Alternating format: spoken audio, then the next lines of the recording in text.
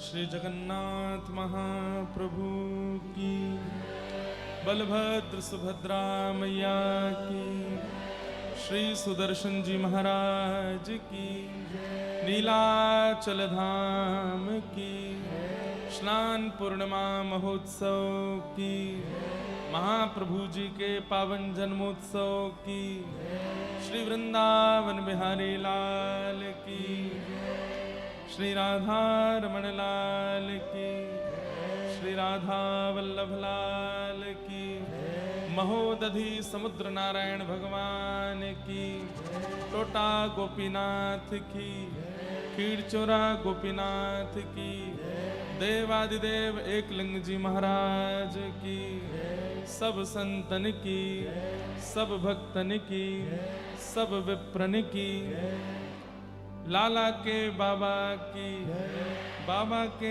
लाला की, लाला बाबा दोनों की, जय जय श्री राम, जय जय श्री राम, जय जय श्री राम। नमः पार्वती पतये हर हर। प्यारे राधा गिरधर लाल की जय।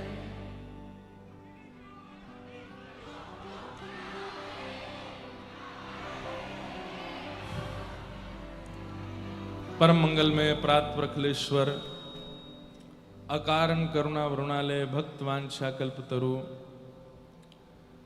तड़िद्वत विनिंदित पीतांबरधारी श्री बालकृष्ण प्रभु की वांगमयी शब्दमयी वाणीमयी प्रतिमूर्ति हम आप सबके मध्य में विराजमान इस उत्सव की अध्यक्ष रूप में श्रीमद् भागवत जी को बारंबार वंदन। महाप्रभु जगन्नाथ अपने चतुर्धा रूप से मंच पर सुशोभित हैं, स्नान वेदी पर विराजमान हैं। जगन्नाथ जी, बलभद्र जी, सुभद्रा जी और सुदर्शन जी। इसमें ज्यादा है, इसमें कम है, बराबर करो। महाप्रभु जगन्नाथ जी की पावन कृपा से हम आप सब लोग श्री नीलाचल धाम जगन्नाथपुरी में स्नान पूर्णिमा के पावन अवसर पर अविराजित होकर के पावन कथा श्रवणार्थ उपस्थित हुए हैं। ये हमारा परम सौभाग्य है। आज इस उत्सव का द्वितीय दिवस और महाप्रभु जगन्नाथ जी के पावन उत्सव में केवल एक दिवस शेष। 2 दिन से महाप्रभु जी इतने व्यस्त थे कि रात्रि शयन भी अच्छे से मंदिर में नहीं हो रहा था, इसलिए कल महाप्रभु जी का शयन भी जल्दी हुआ और आज दर्शन भी विलंब से, लगभग 1-2 बजे से महाप्रभु जी के दर्शन होंगे, ऐसी मुझे जानकारी मिली।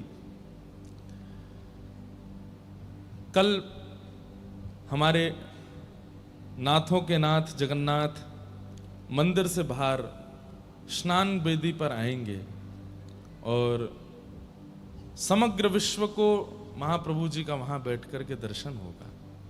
आप सब लोग अपना बहुत ध्यान रखिएगा। कल सुबह तो पहले यहाँ प्यारे गिरधर लाल जी का स्नान होगा लगभग 9 बजे से, और लाल जी का अभिषेक करने के बाद फिर लाल जी का श्रृंगार और आरती होगी। तत्पश्चात हम सब लोग अपनी अपनी व्यवस्थाओं से जगन्नाथ जी का दर्शन करने जाएंगे। जल अपने पास रखिएगा, छतरी रखिएगा। भगवान करे कि कल धूप ज्यादा ना पड़े। हो सकता है कि स्नान पूर्णिमा है तो देवता ही आकाश से महाप्रभु जी को स्नान करा दें। तो जैसा भी परिस्थिति बने, आप सब लोग बड़े आनंद के साथ कल का दर्शन जरूर कीजिए। मैं तो जो लोग जगन्नाथपुरी आकर के आज कल में प्रस्थान कर रहे हैं उन सबको भी कह रहा हूं कि 29 तक तो रुको, महाप्रभु जी का दर्शन करके जाओ, उनके स्नान भाव का दर्शन करके जाओ। ये दर्शन साल में एक ही बार होता है। तो कल स्नान पूर्णिमा का दर्शन हम लोग करेंगे बड़े भाव से, और तत्पश्चात केवल प्रसाद पाके फिर संध्या में कल ठाकुर जी का गज भेष होता है। कल के दिन ठाकुर जी गजेंद्र रूप धारण करते हैं, गज भेष साल में एक ही बार होता है। और फिर कल संध्या में दर्शन देने के बाद फिर महाप्रभु जी 14-15 दिनों के लिए अनौसर में चले जाएंगे, फिर महाप्रभु जी का दर्शन नहीं होगा। 30 तारीख को जगन्नाथ भगवान के मंदिर में आपको पटचित्र का दर्शन होगा, महाप्रभु जी का नहीं होगा। अब सीधे दर्शन फिर 14 जुलाई को, 13 या 14 जुलाई को महाप्रभु जी का दर्शन होगा।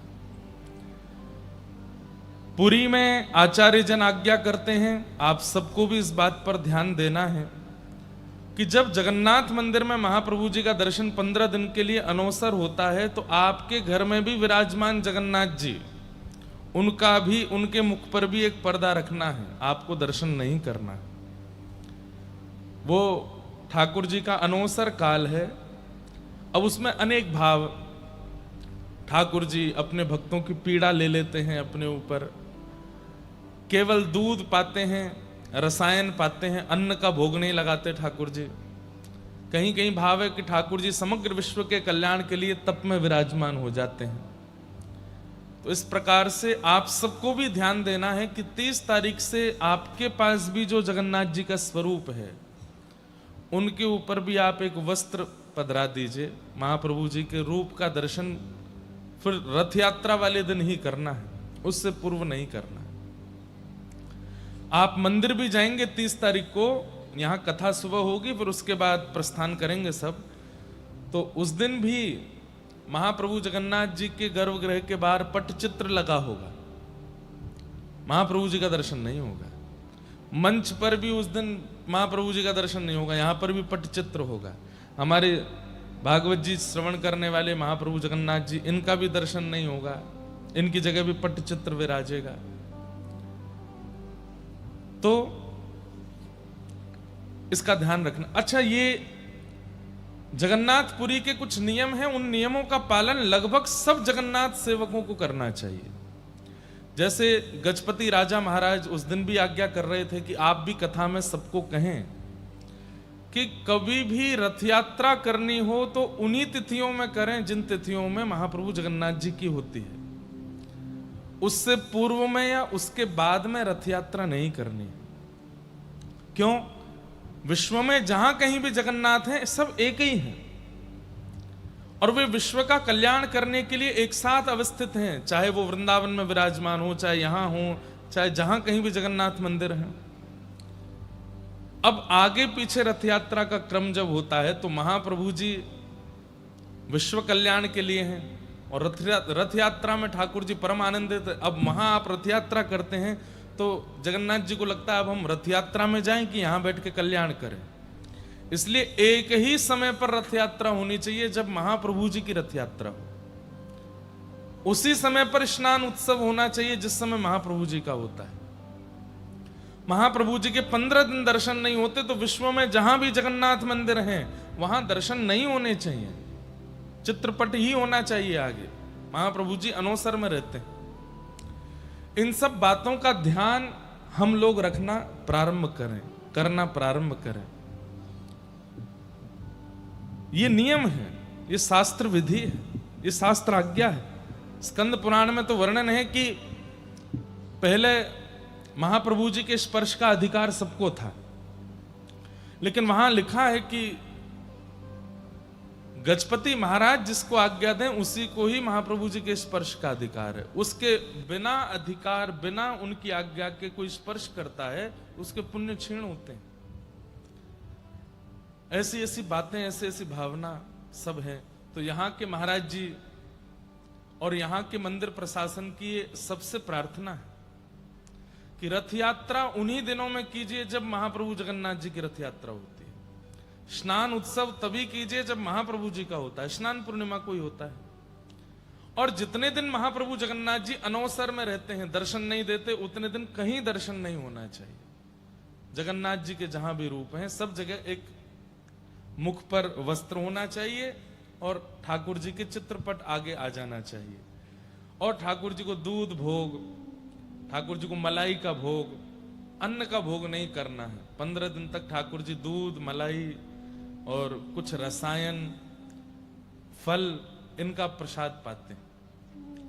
वैसे हमारे एक आचार्य कह रहे थे कि महाप्रभु जगन्नाथ जी साल भर एकादशी नहीं करते, महाप्रसाद पाते हैं तो एक संग ही एकादशी कर लेते हैं सबरी, 30 तारीख से लेकर के और 15 तारीख तक महाप्रभु जी अन्न नहीं पाएंगे, सारी साल भर की एकादशी एक बार में ही कर लेते हैं। ऐसी ऐसी भावनाएं सब हैं। आज हम स्कंद पुराण युक्त महाप्रभु जगन्नाथ जी के, अब देखो कितना कठिन होता है। हम आज पूरी रात नहीं सोए, पूरी रात पढ़ता ही रहा मैं, क्योंकि आचार्यजन गुरुजन जब पढ़ाते हैं तो वो एक एक बात का स्पष्टीकरण कर देते हैं। अब नया ग्रंथ है, नया पुराण है, पहले कभी हमने पढ़ा नहीं, परसों हमको, कल ही हमको प्राप्त हुआ, पूरी रात का आज पढ़ते ही रहे। सुबह 5 बजे झपकी आई, 6:30 बजे फिर उठ करके फिर से पढ़ने लगे और अभी तक पढ़े कथा में आने तक। अभी भी पूरा पढ़ नहीं पाए, अभी तो एक ग्रंथ अभी और रह गया है, उसको 30 तारीख को सुनाएंगे। 2 भागों में है, स्कंद पुराण में पुरुषोत्तम महात्मा। लेकिन इतना अद्भुत और कई सारे भेद मन के खुल गए। हम भी पहले कथाओं में कई महाप्रभु जगन्नाथ जी की लोक कथाएं सुनाते थे, वो सब यहां पर स्पष्ट हुई कि वैसी कथा है नहीं।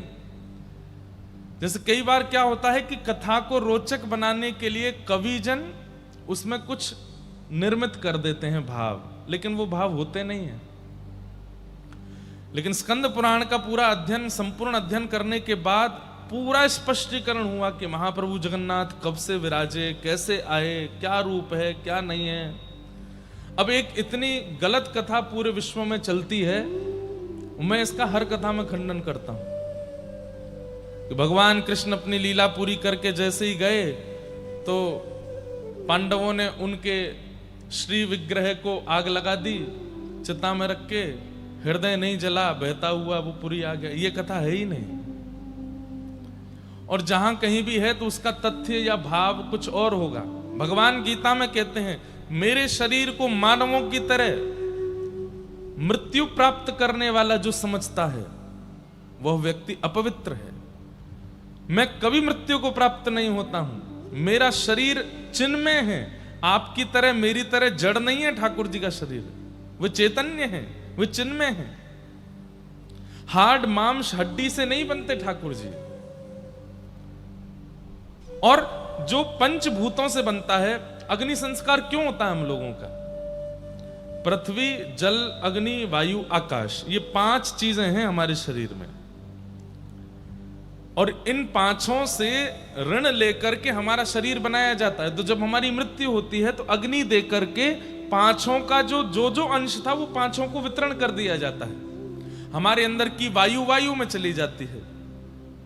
हमारे अंग में जो पृथ्वी के मिट्टी का कण है वो मिट्टी में चला जाता है। जो जल का कण है वो जल में चला जाता है, इसलिए अस्थि विसर्जन होता है। और जो आकाश का लक्षण है वो आकाश में चला जाता है, क्योंकि हमारा शरीर हमने ऋण लेकर के बनाया, लोन में लिया है हमने। ठाकुर जी ऋण में लेते हैं क्या शरीर? उनका तो चैतन्य स्वरूप है, चिन्मय स्वरूप है। चैतन्य चिन्मय परमात्मा का कभी अंत नहीं होता। ये गलत बात है, गलत कथा है। जो लोग कहते हैं कि ऐसे हृदय बह के आया, वही महाप्रभु जी के हृदय, महाप्रभु जी के भीतर साक्षात परब्रह्म जीवित शालिग्राम विराजमान, सचल शालिग्राम विराजमान। ऐसी कई कथाएं हैं जो कही जाती हैं, लेकिन स्कंद पुराण में सबका स्पष्ट वर्णन है। तो कल रात से ही हम पढ़ने में लगे। अब यथामति जितना हो पाएगा आपको समझाएंगे, आप सब समझना। बाकी कल जो स्नान पूर्णिमा होने वाली है, मैं कल बताना चाहता था, जगन्नाथपुरी में वो स्नान उत्सव इसलिए होता है क्योंकि महाप्रभु जगन्नाथ जी कल के दिन ही इंद्रद्युम्न राजा को प्राप्त हुए, स्नान पूर्णिमा के दिन। लेकिन वृंदावन में स्नान पूर्णिमा के दिन हमारे बालकृष्ण प्रभु का स्नान क्यों होता है, इसके पीछे एक बड़ी सुंदर कथा है। और कथा ऐसी है नख पे धार लियो गिरिराज नाम गिरधारी पायो है। जब ठाकुर जी ने गिरिराज जी धारण किए और 7 दिन 7 रात्रि तक गिरिराज जी धारण करके रखे, 7 दिन बाद जब ठाकुर जी ने पुनः गिरिराज जी को व्यवस्थित किया तो सब ब्रजवासी लाला को गोद में लेकर के कंधा पे बिठा करके नृत्य करने लगे, आनंदित हो गए। और सबने नंद बाबा से प्रार्थना करी, बोले बाबा अब तुम लाला को राज तिलक कर दो या को ब्रज को राजा बनाए दो, ब्रजमंडल को राजा बनाओ। तो कहते हैं ध्यान से सुनना, तो सांडिल्य मुनि बुलाए, गर्गाचार्य जी बुलाए, बोले लाला की राज तिलक की तिथि निकालो। तो बोले पूर्णिमा, कोई पूर्णिमा की तिथि सुंदर थी, बोले इस पे लाला का राज तिलक करो। लेकिन कहते हैं कि गिरिराज उत्सव के बाद भगवान इतने व्यस्त हो गए, क्यों?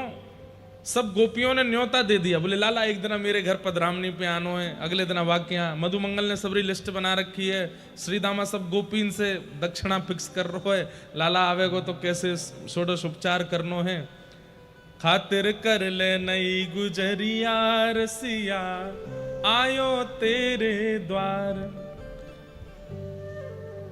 तो गिरिराज उत्सव के बाद लगभग सब ब्रजवासियों के घर में ठाकुर जी प्रसाद पावे जा रहे हैं एक एक दिन। जैसे हमारे गांव का, नगर का कोई विशिष्टतम व्यक्ति बहुत बड़ा विजयी होकर के लौटे तो सब घर के लोग उसको बुलाते कि हमारे घर आओ, हमारे घर आओ। तो ऐसे ही ठाकुर जी की भी सब जगह पूछ हो रही है, सब जगह ठाकुर जी जा रहे हैं, आनंदित हो रहे हैं। तो अनेक पूर्णिमाएं निकलने के बाद जब ज्येष्ठ पूर्णिमा आई तब निश्चित हुआ कि याद ना लाला को ज्येष्ठाभिषेक होएगो। प्रणाम प्रभु। श्री जगन्नाथ महाप्रभु की, हमारे महाप्रभु जगन्नाथ जी की जो नित्य ध्वजा की सेवा होती है हमारे भाई ना करते हैं। नरसिम्हा जी आज आए हैं, आपको बहुत बहुत वंदन। आप लोगों ने दर्शन तो किए ही होंगे ना।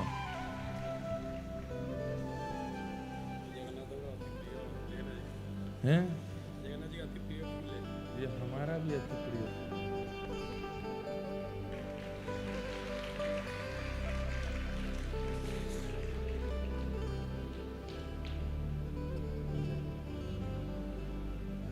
महाप्रभु जगन्नाथ जी की रोज संध्या में 4-5 बजे जब ध्वजा परिवर्तित होती है, हमारे नरसिम्हा भाई उल्टे चढ़ते हैं मंदिर के ऊपर। आपका पूरे परिवार और सबका ये महाप्रभु जी की ये सेवा प्राप्त है। और उल्टे ऐसे ऐसे चढ़ते हैं मंदिर के ऊपर जाकर के, फिर वहां ध्वजारोहण करते हैं, ठाकुर जी की ध्वजा परिवर्तन करते हैं। ऐसे हमारे भाई ना आए हैं। सब हमारे ऊपर एक बड़ी कृपा है कि हमारे मित्र संसारी नहीं है, हमारे मित्र सारे मंदिरों के धाम के ही लोग सारे मित्र हैं। और इनसे मित्रता करने में कितना फायदा, कितनी बढ़िया बढ़िया बातें पता चलती हैं। ठाकुर जी का नित्य प्रसाद प्राप्त होता है, ठाकुर जी का दर्शन मिल जाता है। तो ऐसे सब हमारे सब सखा वृंद हैं, मित्र वृंद हैं। तो आज आप पधारे, बहुत बहुत स्वागत। ध्यान से सुनो सबरे। तो गिरिराज उत्सव के बाद लाल जी की राज तिलक करवे की योजना बनी, लेकिन ठाकुर जी इतने व्यस्त हो गए हैं। सब गोपियों के यहाँ एक एक दिन जा रहे हैं प्रसाद पाने, एक एक दिन जा रहे हैं अपनी खातिर करवाने। तो नंद बाबा ने श्रीदामा मधुमंगल से कही, अरे लाला को नहीं छोड़ोगे, वाको ज्येष्ठाभिषेक, वाको राज तिलक करनो है। तब सब ब्रजवासी बोले, बाबा अब लाला जेठ तक तो बहुत व्यस्त है, सबरी गोपीन के यहाँ को प्रसाद है, जेठ में आप कर लियो। तो ज्येष्ठ में अति गर्मी भी होती है, ग्रीष्म ऋतु भी रहती है। तब ठाकुर जी ने मन में, नंद बाबा ने मन में विचार किया कि ठीक है, ज्येष्ठ की पूर्णिमा को लाला को राज तिलक करेंगे।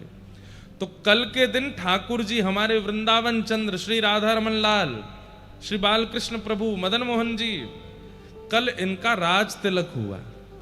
सब ब्रजवासियों ने मिलकर के लाला को तिलक कियो और अति ग्रीष्म हैवे के कारण यमुना जल ले लेकर के आए हैं और लाला को अभिषेक कर रहे हैं। इस भाव से वृंदावन में ज्येष्ठाभिषेक मनाया जाता है, ठाकुर जी का अभिषेक किया जाता है। नंद को मन वांछित दिन आयो, नंद को मन वांछित दिन आयो। पिता को सबसे ज्यादा प्रसन्नता कब होती है? जब उसका पुत्र अपने पिता के स्थान को ग्रहण करे। अभी तक व्रज के राजा नंद बाबा थे, लेकिन कल के दिन व्रज के राजा श्री ठाकुर जी हो गए। तो नंद बाबा आज बड़े प्रसन्न हैं। नंद को मन वांछित दिन आयो, नंद को फूली फिरत यशोदा रोहिणी, फूली फिरत यशोदा रोहिणी, उर आनंद ना समायो,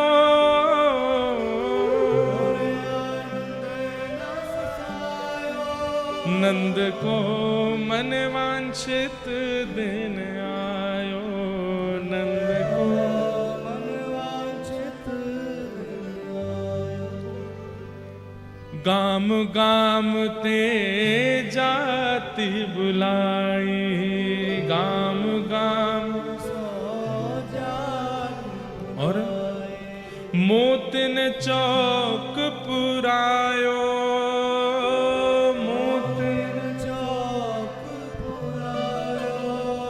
ब्रज वनिता सब मंगल गावे, ब्रज वनिता सब मंगल गावे, बाजत घोष बधायो, बाजत घोष बधायो, नंद को मन वांछित दिन आयो, नंद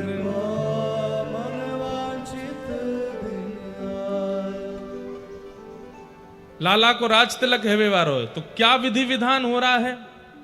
प्रथम रात्रि यमुना घट भीतर, प्रथम रात्रि यमुना घट भीतर, प्रथम रात्रि यमुना जल घट भर के, प्रथम रात्रि यमुना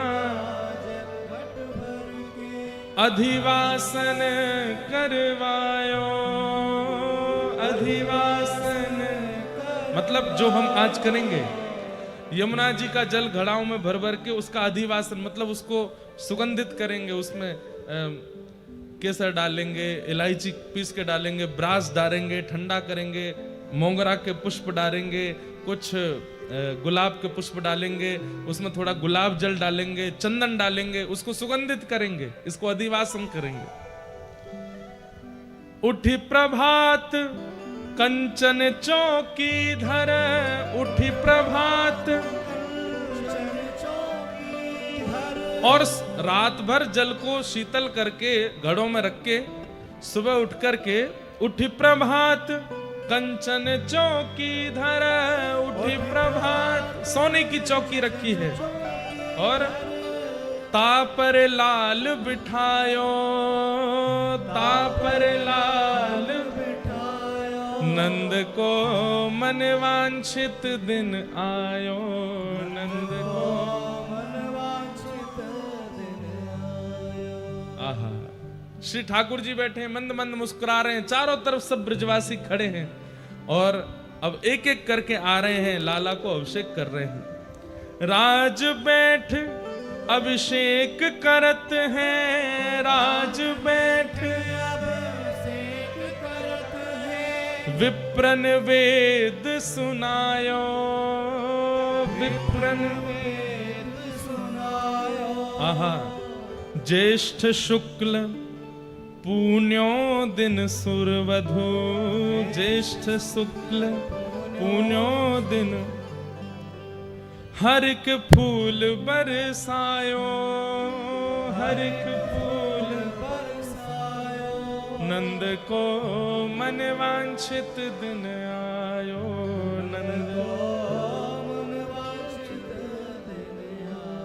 रंगी कोर धोती ऊपर ना, रंगी कोर धोती ऊपर ना। कोरी धोती के रंग किए हैं चंदन से, धोती और उपरना उस पर रंग लगाए हैं।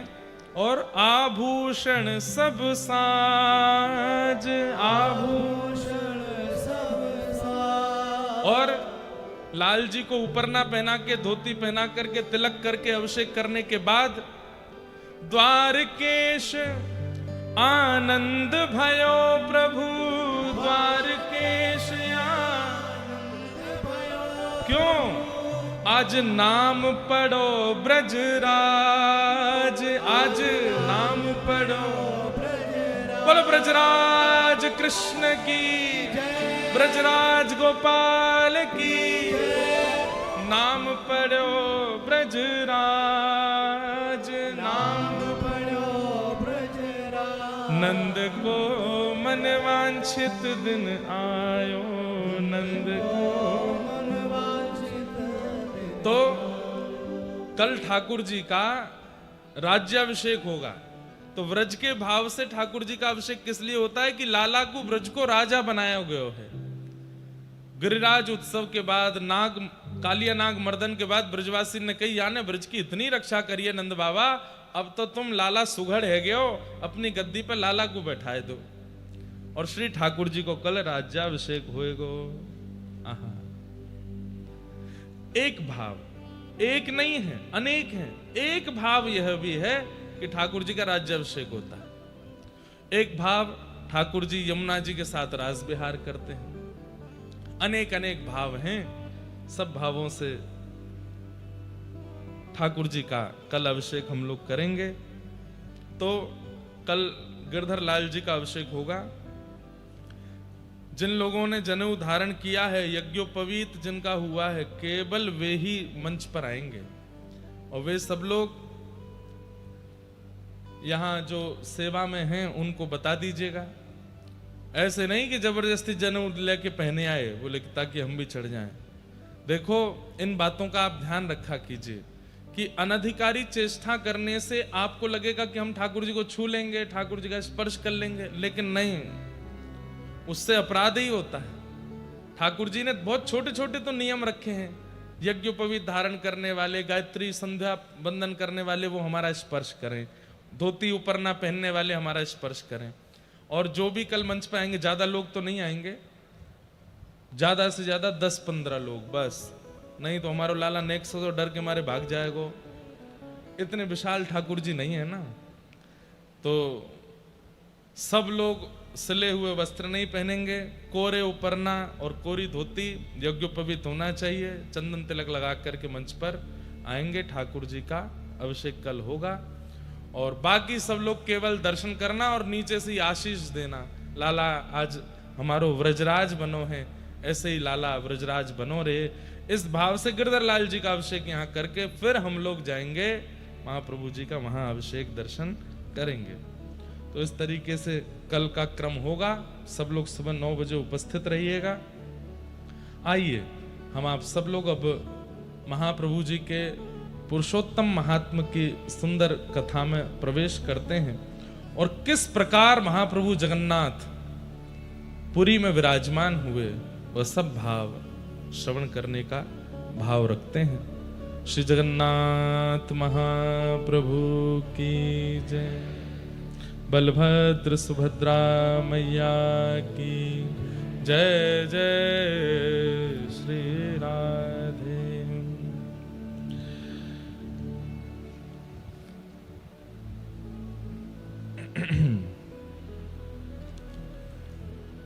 स्कंद पुराण पुरुषोत्तम महात्मा श्री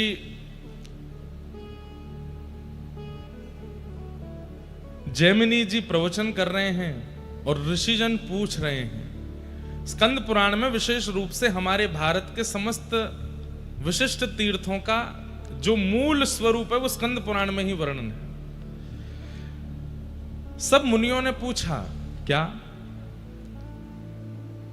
कस्मिन् युगे सतु मुने इंद्रद्युम्नो भवन नृपः कस्मिन् देशेस्य नागरं कथं वा पुरुषोत्तमं गत्वा चो विष्णु प्रतिमां कारयामास वा कथम् एतत् सर्वं विसस्तरतः कथस्य व महामुने।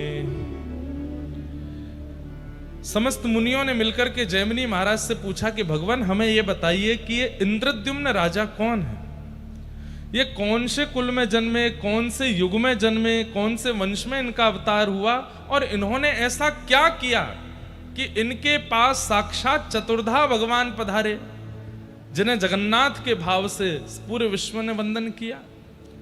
कृपा कर इन इंद्रद्युम्न के बारे में हमको बताइए और इन्हें जगन्नाथ जी कैसे प्राप्त हुए, ये महाप्रभु जगन्नाथ पृथ्वी पर कैसे आए, कृपा कर इनकी पूरी लीला हमें सुनाइए। तब श्री जैमिनी जी महाराज अति प्रसन्न होकर के इंद्रद्युम्न महाराज का परिचय पहले दे रहे हैं और क्या कह रहे हैं। आसीत कृत युगे विप्रा इंद्रद्युम्नो महानृपः सूर्यवंशे सधर्मात्मा सन्नुष्टः पंचमूरुषः। बहुत ध्यान से सुनिए, आज की कथा हम बिल्कुल जो है अभी तक तो गुरुजनों से पढ़े, लेकिन ये कथा हमको जगन्नाथ जी पढ़ा गए हैं, क्योंकि अब गुरुमुख होना आवश्यक होता है किसी भी ग्रंथ को पढ़ने से पहले, लेकिन ये ग्रंथ हमने स्वच्छंद जगन्नाथ जी से ही पढ़ा है। तो स्कंद पुराण के हमारे गुरुदेव जो हैं वो जगन्नाथ महाप्रभु ही हैं, तो इसलिए आप सब लोग बड़े ध्यान से सुनना। जो जो श्लोक अधिकृत हैं उन सबको हम सुनाएंगे और आप सब बिल्कुल एक दर्थ होकर के पूरी कथा श्रवण करो। सतयुग में अब देखिए, जगन्नाथ महाप्रभु कलयुग के देवता हैं, लेकिन विराजमान कब से हैं? सतयुग से विराजमान है। सतयुग में सूर्यवंश जात में एक प्रकार से यह भाव वर्णित है कि इंद्रद्युम्न नामक राजा थे और बड़े धर्मात्मा थे। ब्रह्मा जी के अधस्तन पंचम पुरुष पुत्र माने जाते हैं इंद्रद्युम्न राजा। इंद्रद्युम्न राजा का यहां पर स्वरूप इतना सुंदर वर्णन किया गया। वे सत्यवादी हैं, वे सदाचारी हैं, निष्पापी हैं, सात्विक श्रेष्ठ हैं। मतलब ये गुण वो हैं जिन गुणों से ठाकुर जी रीझते हैं। सत्यवादी हैं, सदाचारी हैं, सात्विक निष्ठ हैं, न्याय मार्गी हैं, आत्म तत्व को जानने वाले और ज्ञान चर्चा को बड़े ध्यान से श्रवण करने का आपका स्वभाव है। लेकिन ये सारे लक्षण तो कई लोगों में आपको अनुभव हो जाएंगे, तो एक ऐसा कौन सा विशिष्ट लक्षण है इंद्रद्युम्न राजा का जिससे महाप्रभु जगन्नाथ इतने प्रसन्न हो गए, इतने आसक्त हो गए? तो कहते हैं इंद्रद्युम्न राजा को एक, कह लें कोई अतिशयोक्ति नहीं, एक व्यसन है। काय का व्यसन? कि आप हर सप्ताह विश्व के समस्त तीर्थ यात्रियों को, काशी के राजा हैं, काशी बुलाते हैं और काशी में बुलाकर के समस्त उन तीर्थ याटन करने वाले वैष्णवों से तीर्थ की महिमा सुनते हैं। आप स्वयं राजा हैं, बार बार सारे तीर्थों में नहीं जा पाते और कई बार राजाओं को तीर्थ यात्रा पर भी जाना होता है तो बहुत व्यवस्थाएं करनी होती हैं, वहां तीर्थ यात्रियों को दिक्कत भी हो जाती है। तो आप क्या करते हैं, अपने नगर में ही समस्त तीर्थ यात्रियों को निमंत्रण देते हैं, बाकायदा पालकी से उनको बुलवाते हैं और सभा में बैठा करके प्रत्येक तीर्थयात्री वैष्णवों को प्रणाम करते हुए कहते हैं, आप कौन से तीर्थ में दर्शन करने गए? बोले हम तो बद्रीनाथ गए थे। अच्छा, जरा वहां का बताइए ना, कैसा है बद्रीनाथ? वहां की पूरी महिमा सुनते हैं और नेत्र बंद करके अपने तन को भले ही काशी में रखा हो लेकिन मन से बद्रिकाश्रम पहुंच के पूरे बद्रिकाश्रम का दर्शन करके आ जाते हैं और फिर उस तीर्थ यात्री को खूब धन धान्य देके, दक्षिणा देके, वस्त्र दे करके खूब उनका सम्मान करते हैं कि आपकी कृपा से हम यहीं बैठे बैठे बद्रिकाश्रम हुआ है। फिर दूसरे तीर्थ यात्री के पास बैठते हैं, आप कहां से आए? बोले हम दक्षिण भारत में रामेश्वरम से आए हैं। अच्छा, वहां की महिमा बताइए। इस प्रकार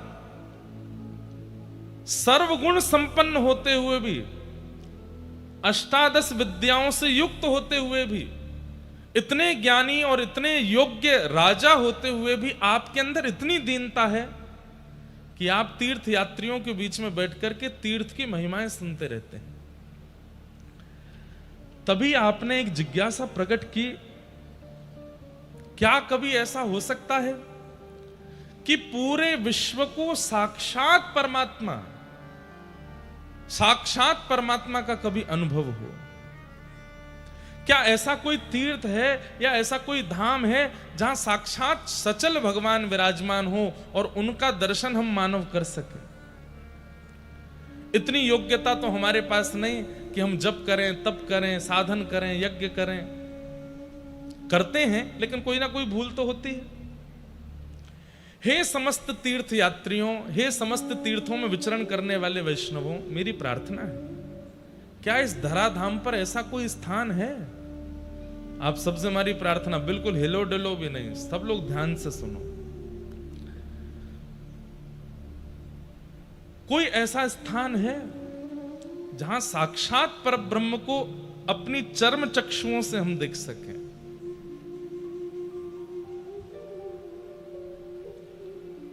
तब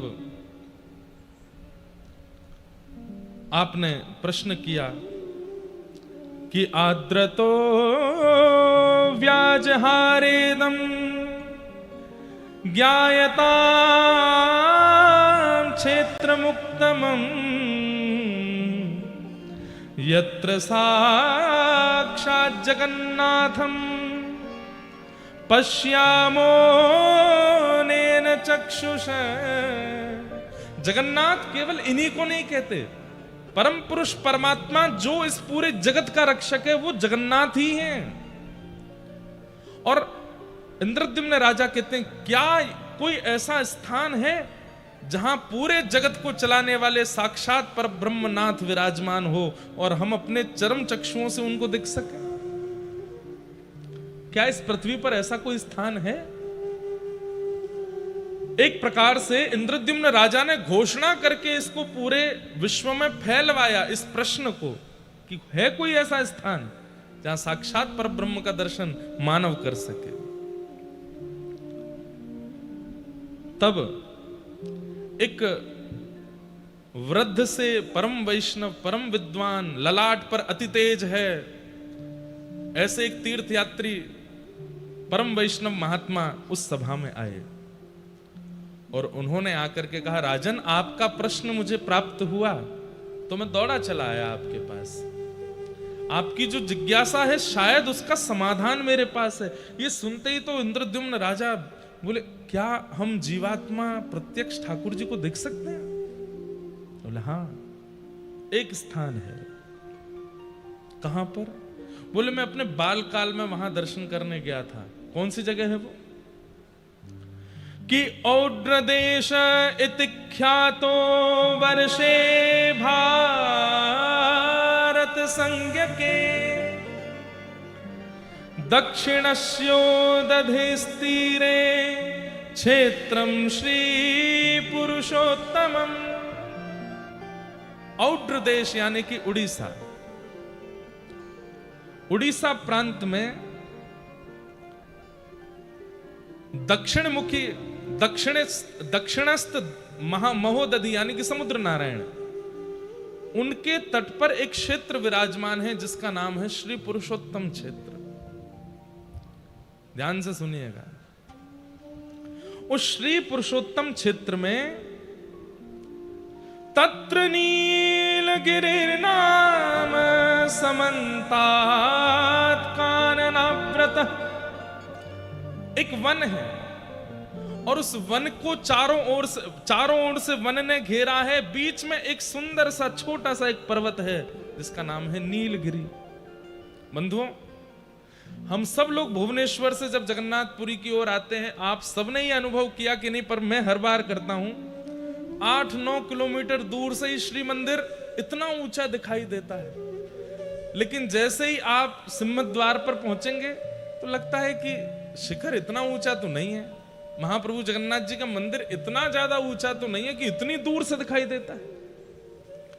वास्तव में अब आजकल ड्रोन चलते तो हैं, आजकल दर्शन करने की विधा ऊपर से है तो सही, लेकिन देखा जाए तो जगन्नाथपुरी और विशेष रूप से जहां भगवान जगन्नाथ विराजमान है वो श्री मंदिर एक पर्वत के ऊपर है। वो थोड़ा सा पूरी जहां पर हम अभी भी बैठे हैं इससे भी थोड़ा ऊंचाई पर है, वो नीलगिरी पर्वत है।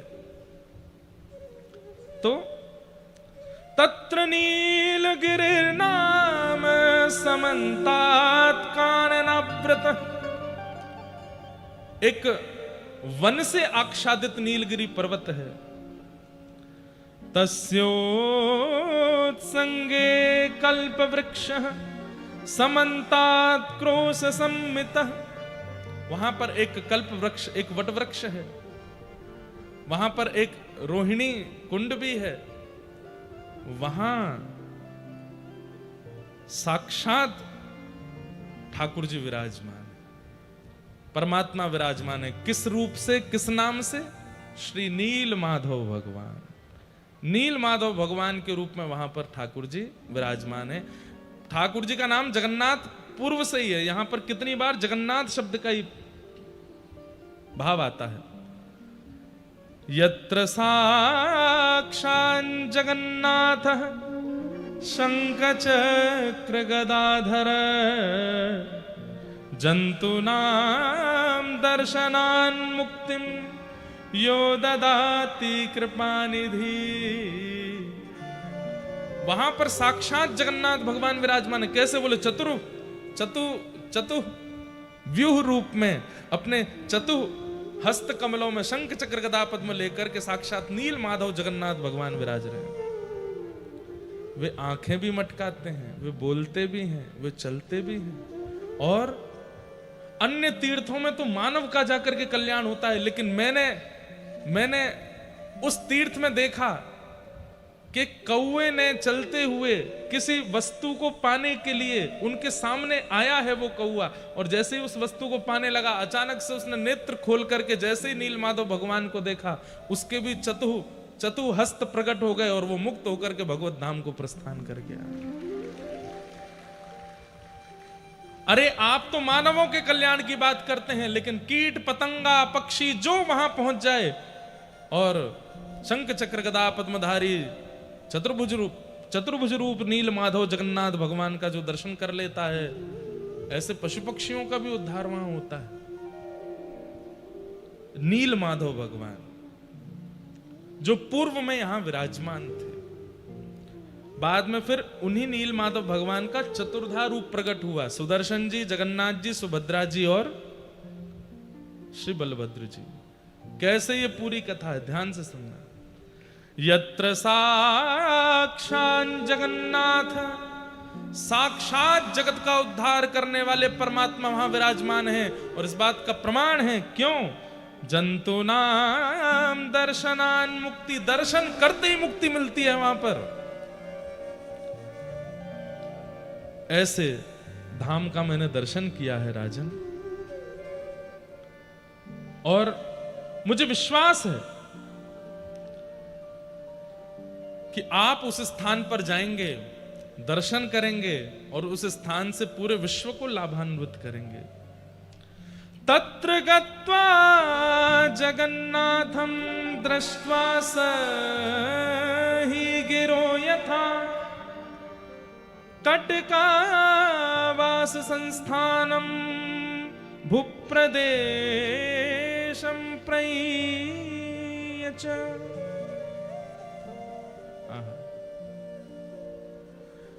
आप कृपा करके उस स्थान पर जाइए।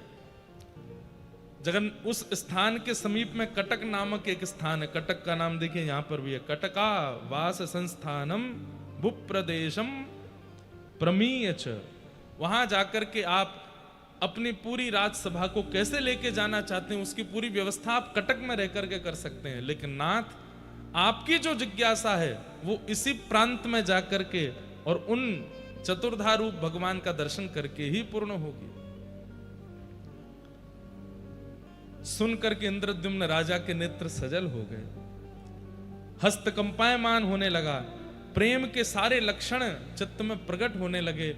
आप इतने आनंदित हो गए, आप तो तुरंत जैसे मानो नृत्य करने लगे कि आहा कितनी बड़ी कृपा, मैं साक्षात प्रभु को देखूंगा, साक्षात भगवान का दर्शन करूंगा। बोले हाँ, आप जाके वहां कर सकते। लेकिन राजा का एक प्रोटोकॉल होता है, राजा सीधे सब जगह नहीं जाता, पहले मंत्री जाएंगे, सेनापति जाएंगे, वे जाकर के वहां व्यवस्था देखेंगे और उसके बाद ही मुख्य राजा जा सकता है। क्योंकि आप काशी से आने वाले राजा, सब लोग ध्यान से सुनो, बिल्कुल स्पष्ट रूप से, कोई बाहर की बात नहीं होनी है, केवल जगन्नाथ जी के प्राकट्य की कथा होनी है। ना सोइएगा ना सोने दीजिएगा किसी को, कोई झपकी भी आवे तो कोहनी मार देना, बहुत पुण्य मिलेगा आपको। हाँ बिल्कुल, किसी को भी आलस्य मत करने दो। लेकिन राजा का नियम है। अब देखो, कल भी एक किसी ने प्रश्न किया तो भगवान विरह क्यों देते हैं? विरह देखो अभी कैसा विरह देंगे। इंद्रद्युम्न राजा, आप तो तैयार थे जाने के लिए, लेकिन पूरे राज्यसभा ने निर्णय लिया कि राजन आप पहले नहीं जाएंगे, आप पहले अपने पुरोहित जी को भेजिए। पुरोहित जी जाएंगे और इन तीर्थयात्री के द्वारा बताए गए सारी भावों को देख करके वे वहां देख करके आएंगे, नील माधव जगन्नाथ भगवान का दर्शन करके आएंगे और वे सब आपकी व्यवस्था देख के आएंगे। आप जाएंगे तो कहां रुकेंगे, कहां प्रसाद बनेगा, इतनी सेना जाएगी, सेना कहां रुकेगी, वहां के जो उत्कल देश के राजा हैं उनको बता करके आएंगे। ये सब नियम है, राजा ऐसे नहीं निकल सकता। इंद्रद्युम्न बोले मैं तो बहुत उतावला हो रहा हूं, मुझे जाने दीजिए ना। बोले नहीं, आप अभी नहीं जाएंगे, आप कृपा कर अपने पुरोहित जी को भेजिए। तो राजा के ऊपर भी कई लोग होते हैं, आचार्य लोग, जिनकी आज्ञा राजा को माननी पड़ती है। तो इंद्रद्युम्न राजा का मन तो बहुत था, भैया ये पंखा बंद है, किसी से कह के पंखा चलवाए दो। कई लोग बेचारे एसी की आड़ में, अच्छा इतनी वेदना में थे आप लोग, फिर भी देखो कितने अच्छे शांत होकर के सुन रहे थे पूरी कथा। गर्मी तो नहीं लग रही ज्यादा, कुछ तो थोड़ी बहुत लग रही है, पर ये पंखा चलाने के लिए लगे हैं, पेमेंट तो पूरा होगा इनको, तो चलवा भी दो। ठाकुर जी की लीला कैसी है देखो। राजा है इंद्रद्युम्न, वे चाहें तो क्या नहीं कर सकते, तुरंत पहुंच सकते हैं, लेकिन सब ने रोक दिया, बोले आप नहीं जाएंगे, पहले पुरोहित जाएगा। काश इंद्रद्युम्न चले जाते, ये बाद में आपको पता चलेगा। आपने अपने पुरोहित जी को बुलाया और कहा कि महाराज आप कृपा करके जाएं। तो पुरोहित जी बोले मैं तो अस्वस्थ हूं, मैं अपने छोटे भाई को भेजूंगा। और चल गए। बोलो जगन्नाथ महाप्रभु की। वाह भैया, ये तो ऐसा लग रहा है जैसे स्विच बंद जानबूझ के कर रखा था, आपको कहीं जाड़ा नहीं लग जाए, सर्दी नहीं लग जाए। हाँ क्या? अच्छा ऊपर से गर्मी फेंक रहे हैं, ये इसलिए बंद कर रखे थे। लग तो रही है गर्मी से चलने के बाद। गर्मी आ रही है क्या ऊपर से? जबरदस्ती आने लगे तो बता देना, ठीक है, फिर बंद करा देंगे।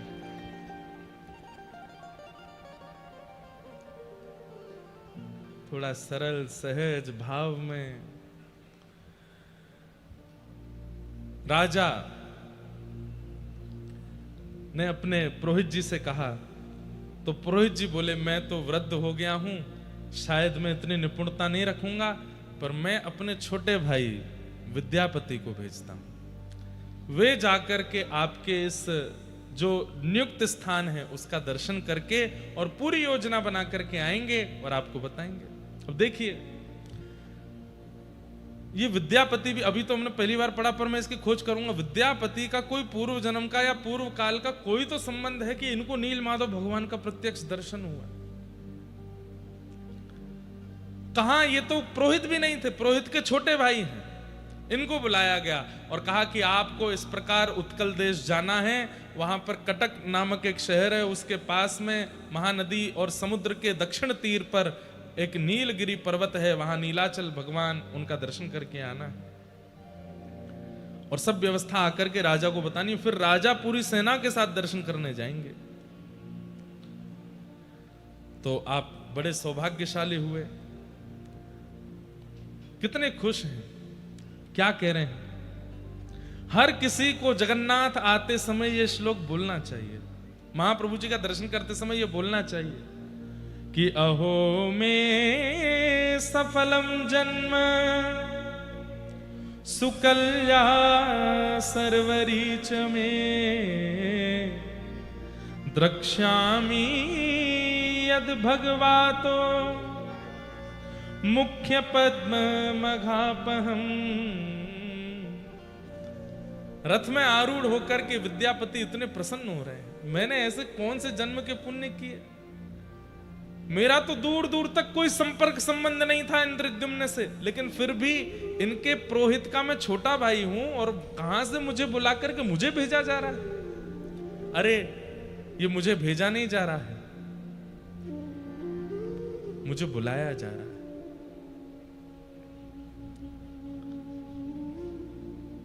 कल जब रात्रि में ये भाव पढ़ रहा था, इंद्रद्युम्न राजा जब विद्यापति को जाते हुए देख रहे हैं तो इंद्रद्युम्न को लग रहा है कि मैं राजा क्यों हूं, मैं विद्यापति क्यों नहीं, शायद मैं जाता।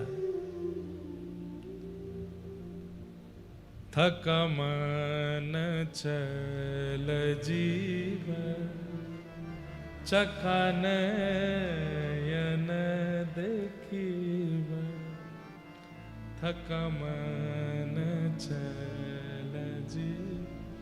उड़िया भाषा में इतने बढ़िया बढ़िया गीत हैं और महाप्रभु जगन्नाथ जी कृपा से हम सब गाएंगे। किस लिए?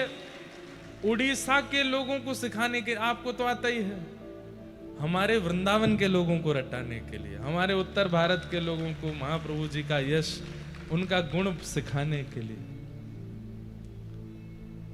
अरे मेरे थके हुए मन, तू बहुत थक गया ना संसार में, सबने तेरा बहुत शोषण किया है, चल तुझे चकानयन जगन्नाथ का दर्शन करा के लाता हूं। कितना अच्छा भाव है। थका मन चल जीव चकानयन देखीब, थका मन। अगर हो सके तो इसको हिंदी में लिख के हमको दे दें तो हम गा देंगे। कब? बैठे बैठे क्या कर रहे हो, अभी लिखो। बहुत सुंदर बात। और श्री विद्यापति जी निकले हैं काशी से उत्कल देश के लिए और रास्ते भर आनंदित होते हुए जा रहे हैं। अहो में सफलम जन्म सुकल्या सर्वरीच में द्रक्ष्यामि यद भगवतो मुख पद्म पद्म घापहम। मैं कितना बड़ा सौभाग्यशाली हूं, वो कमल नयन कमल मुख वाले ठाकुर जी का मैं दर्शन करूंगा। मैं कितना सौभाग्यशाली। और विद्यापति निकल पड़े हैं नील माधव भगवान का दर्शन करने के लिए। आप चलते चलते रास्ते भर आनंदित करते हुए आ रहे हैं। कैसे आऊं रे कन्हैया, कैसे आऊं रे नंद लाला, तेरी गोकुल नगरी बड़ी दूर नगरी, दूर नगरी बड़ी दूर। विद्यापति निकले हैं, हम भी साथ में चलें और इस उत्कल देश का दर्शन करें। मीराबाई के शब्दों में, कैसे आऊं रे नंद लाला, कैसे आऊं रे नंद लाला, कैसे आऊं मदन गोपाला, कैसे आऊं रे नंद लाला,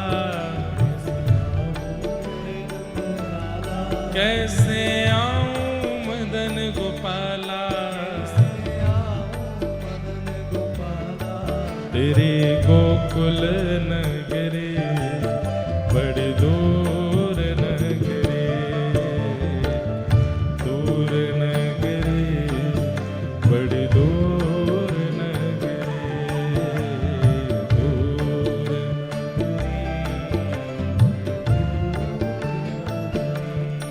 ओ रात को आऊं तो लाला डर मुहे लागे,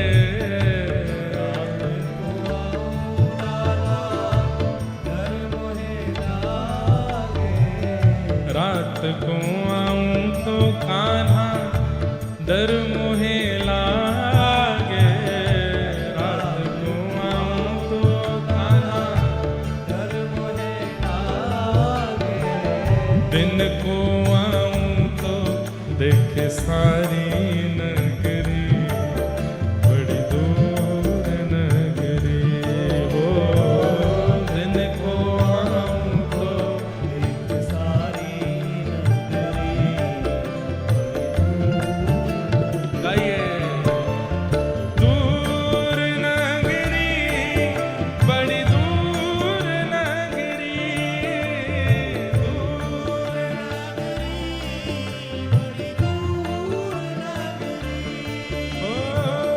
दूर नगरी बड़ी दूर नगरी, दूर नगरी बड़ी दूर। वैसे ये हमको गाना तब चाहिए था जब हम पुरी से दूर थे। हम तो आ गए हैं पुरी में, लेकिन फिर भी नाथ देह से तो आपके धाम में आ गए, मन से भी पहुंच जाएं, मन में बुद्धि में आत्मा में और कोई भाव ना रहे, केवल आपका ही भाव रहे, इसलिए गा रहे हैं ये मन आप तक पहुंच जाए। आपका हृदय भाव चरण भाव इस मन के लिए बहुत दूर है।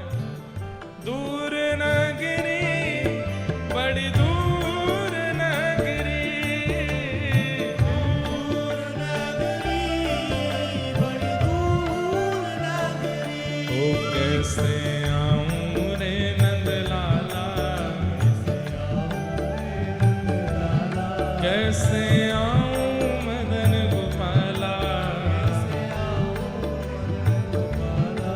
तेरे गोकुल नगरी बड़ी दूर नगरी, दूर नगरी बड़ी दूर नगरी, बड़ी दूर। श्री जगन्नाथ महाप्रभु की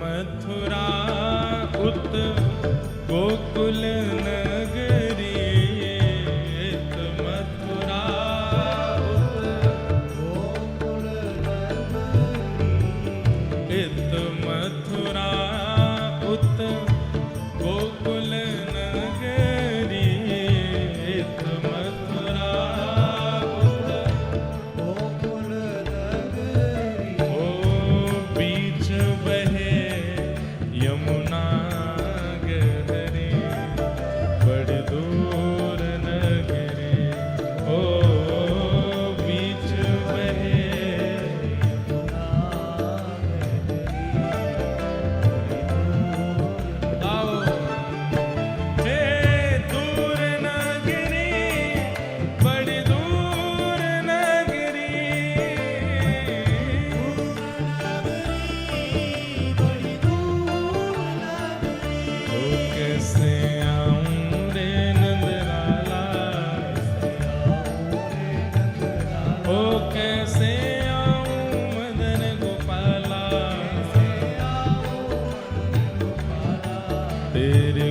गोकुल नगरी बड़ी दूर नगरी,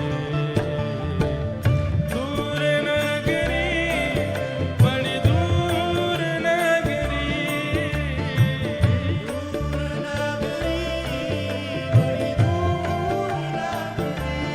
ओ मीरा कहे प्रभु गिरधर नागर, मीरा कहे प्रभु गिरधर नागर, मीरा कहे प्रभु गिरधर नागर, मीरा कहे प्रभु गिरधर नागर, तुमरे दरस बिन, हाँ तुमरे दरस बिन, ओ तुमरे दरस बिन मैं तो हो गई बाबरी बड़ी दूर नगरी, हो तुमरे दरस बिन मैं तो हो गई बाबरी बड़ी दूर, हे दूर नगरी बड़ी दूर नगरी,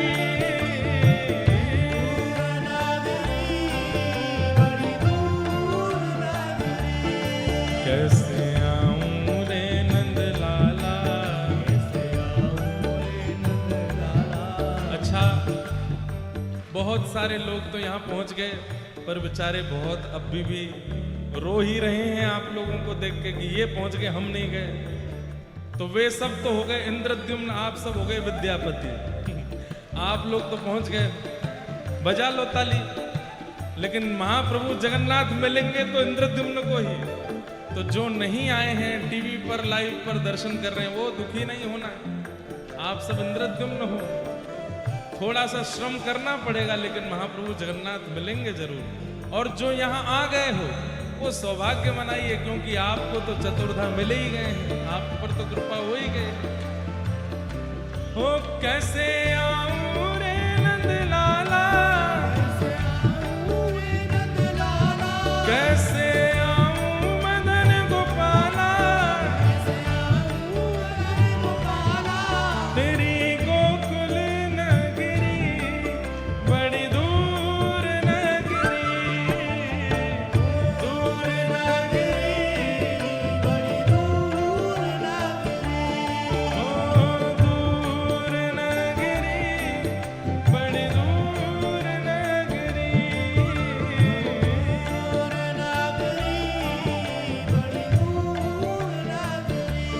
कैसे आऊं रे नंद लाला, कैसे आऊं मदन गोपाला, तेरी गोकुल नगरी बड़ी दूर नगरी, दूर नगरी बड़ी दूर नगरी,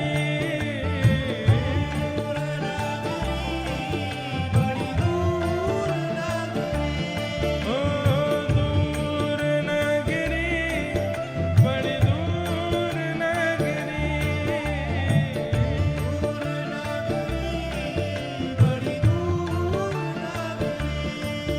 बड़ी दूर नगरी, बड़ी दूर, ओ बड़ी दूर नगरी, हाँ बड़ी दूर नगरी।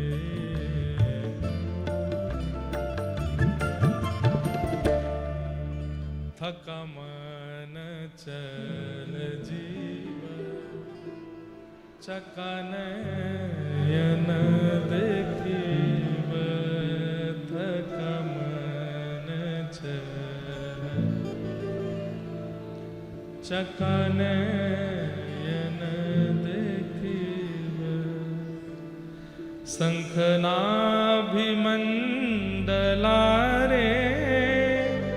बेनी नेत्र पखलीव, थकनन चल जीव, चकनयन देखे। विद्यापति जा रहे हैं।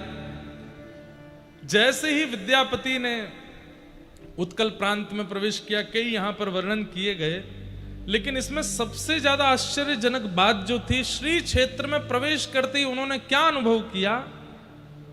शंख चक्र गदा पद्म धारिणो दद्रशे नरान्। आप लोगों को आश्चर्य होगा, लेकिन यह बात वास्तविक है। विद्यापति जी क्या देख रहे हैं कि श्री क्षेत्र में प्रवेश करते ही जो भी दिख रहा है, सबके शंख चक्र गदा पद्म, सब चतुर्भुज रूप में है। हमें आपको नहीं पता चल रहा है, पर हम भी अभी इस वक्त चतुर्भुज रूप हैं। इस वक्त हम सब चतुर्भुज हैं। दो भुजा हमारी ये हैं, दो दिख नहीं रही हैं, ठाकुर जी को दिखती हैं वो, या फिर कोई श्रेष्ठ जन हो उनको दिखती हैं। श्री क्षेत्र में हर व्यक्ति चतुर्भुज रूप हो जाता है। शंख चक्र गदा पद्म धारिणो दद्रशे नरान् जन्मांतरितमात्मानं बुबुधे दिव्य रूपिणम्। सब दिव्य रूप में दिखाई दे रहे हैं। अरे पशु पक्षियों के भी चार चार भुज हैं, मानवों के भी चार चार भुज हैं। और ये सब दर्शन करके तो विद्यापति मानो सबको प्रणाम करने लगे। नीलाचल धाम में, इस श्री क्षेत्र में सब प्रणम्य हो गए, सबको वंदन करने लगे। अच्छा, एक बात, कई बार ना लोगों के मन में एक प्रश्न आ जाता है कि श्री जगन्नाथपुरी में कई लोग बड़े अनधिकारी कर्म भी करते हैं। समुद्र के तट पर चले जाओ, इतनी दुर्गंध आती है, कई बार मच्छी आदि भी खा जाते हैं, और भी कुछ बहुत कुछ होता है। कई बार इससे संशय होता है कि इतना सुंदर श्री क्षेत्र, वैसे इसके लिए यहाँ के सब हमारे जगन्नाथपुरी के लोकल लोगों ने कोर्ट में इसके लिए कहा भी है कि भाई ये पुरी क्षेत्र है, ये कितनी बड़ी महिमा स्कंद पुराण में है, यहाँ पूर्ण रूपेण मांस भोज आदि ये सब बंद होना चाहिए, कोई टूरिस्ट प्लेस नहीं है,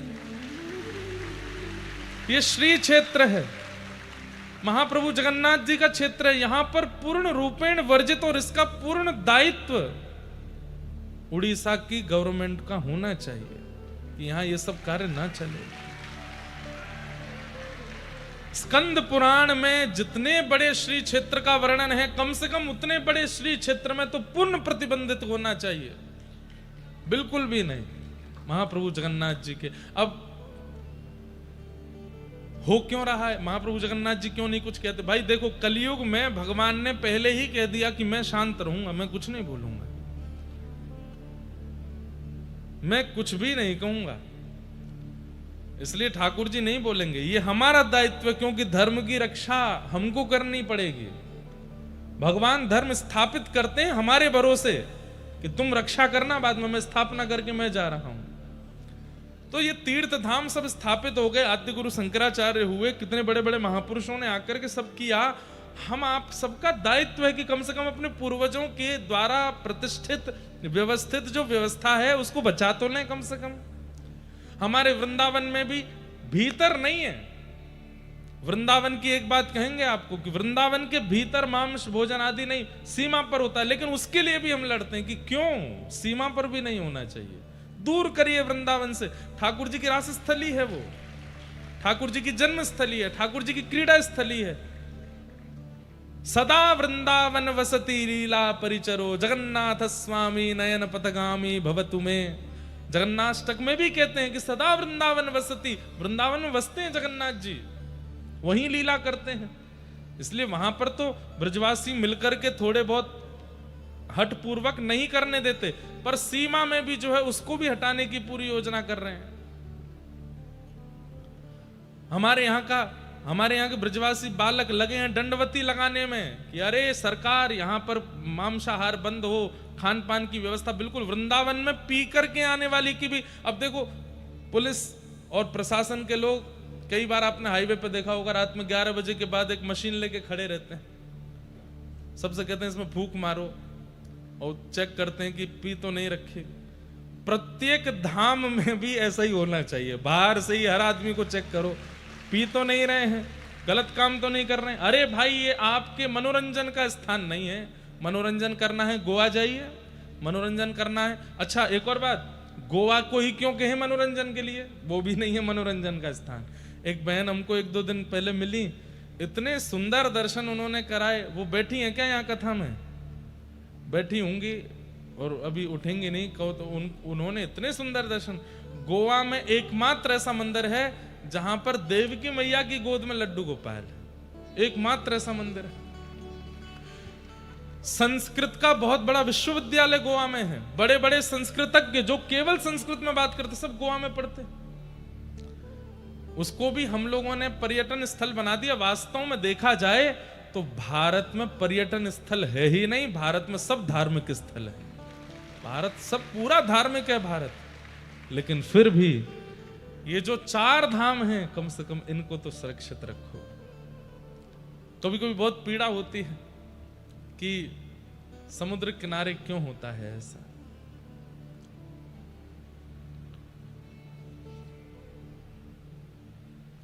तो सब चतुर्भुज रूप में थे। जैसे ही विद्यापति यहां पहुंचे हैं, शंख चक्र गदा पद्म धारिणो दद्रशे नरान जन्मांतरितमात्मानं बुबुधे दिव्य रूपिणम। सब दिव्य रूप में दिख रहे हैं। आहा, देख करके विद्यापति जी ने सबको प्रणाम किया। तभी इस श्री क्षेत्र में सवर लोगों का निवास था। उन्हीं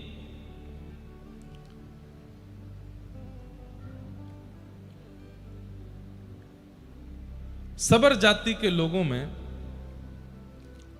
विश्ववसु नाम के एक सबर थे, जो कि उनके मुखिया थे, जो नील माधव भगवान की सेवा करते थे। आपने जब देखा कि आश्चर्यचकित होकर के एक विद्यापति घूम रहे हैं, सबको देख रहे हैं, सब जगह हाथ जोड़ रहे हैं, दर्शन हो नहीं रहे ठाकुर जी के, मानव ही चतुर्भुज रूप में दिख रहे हैं, बड़े व्याकुल स्थिति में दिखाई दे रहे हैं। सब जगह ढूंढा, ठाकुर जी नहीं दिखे। तो व्याकुल स्थिति में देखा जब विद्यापति जी को, तो सबर प्रजा के जो मुखिया हैं विश्ववसु, जो कि नील माधव भगवान की सेवा करते थे, उन्होंने जब आपको देखा तो आकर के उनसे पूछा कि कुत समागतो विप्र काननान्तः सुदस्तरम् सुष्ठुत्परितः शान्तश्च सुखमत्रास्त्रयतां चरिम्। हे महाराज, आप कहां से आए हैं विप्रवर, और आपके मुखमंडल को देख करके लगता है आप भूखे प्यासे हैं, थोड़े से असहज भी लग रहे हैं, और इतने दुर्गम कानन में, इतने दुर्गम वन में आप भीतर प्रवेश कैसे कर गए? हे नाथ, आप कहां से आए हैं, कृपा कर हमें बताइए। तब विद्यापति जी ने अपना परिचय देते हुए कहा कि मैं विद्यापति हूं, आदि देश से आया हूं, यहां पर नील माधव भगवान का दर्शन करने। अब देखो यहां पर भी एक कथा सुनाई जाती कि विद्यापति जी जो हैं वो आए, आकर के फिर मैंने भी एक बार सुनाई थी, लेकिन फिर स्कंद पुराण से स्पष्ट हुआ कि वो कथा है नहीं। क्या नाम था उनकी? हाँ, उनकी एक ललिता नाम की पुत्री थी, उससे इनका विवाह हो गया था। और फिर ये वो जो विश्ववसु थे, ये ऊपर दर्शन करने जाते थे, किसी को लेके नहीं जाते थे। एक बार विद्यापति जी पीछे पीछे सरसों लेकर के गए, दाने गिरते गए, वही दाने जो है एक दिन पुष्प बन गए, जाकर के नील माधव भगवान को ले आए, ऐसा। पर वो कथा नहीं है, स्कंद पुराण में नहीं है। जो पुरुषोत्तम क्षेत्र का महात्मा, उसमें ये कथा नहीं है। अब इसमें भी यही भाव है कि कोई रचनाकारों ने सुंदर कथा करने के लिए, लोक कथा बनाने के लिए ये कथा प्रस्तुत की, लेकिन मूल कथा क्या है? उन्होंने स्पष्ट बता दिया कि मैं नील माधव भगवान का दर्शन करने आया हूं, और हमारे यहां एक तीर्थ याटन करने वाले ने आकर के इंद्रद्युम्न राजा को बताया कि इस प्रकार नील माधव भगवान हैं और उनका आप दर्शन करो। तो उनका दर्शन बिल्कुल साक्षात परमात्मा के दर्शन के समान है। इंद्रद्युम्न राजा का नाम सुनते ही जो विश्ववसु सवर थे वे बोले, अरे इंद्रद्युम्न राजा, इनके बारे में तो हमने सुना है, इनके बारे में तो हम बचपन से सुनते आए हैं और हम लोगों ने यह भी सुना है कि एक राजा इंद्रद्युम्न नाम का आएगा, यहां आकर के इस पूरे तीर्थ क्षेत्र को अद्भुत बना देगा। और उनके आते ही यहां पर 4 रूपों में ठाकुर जी विराजमान होंगे।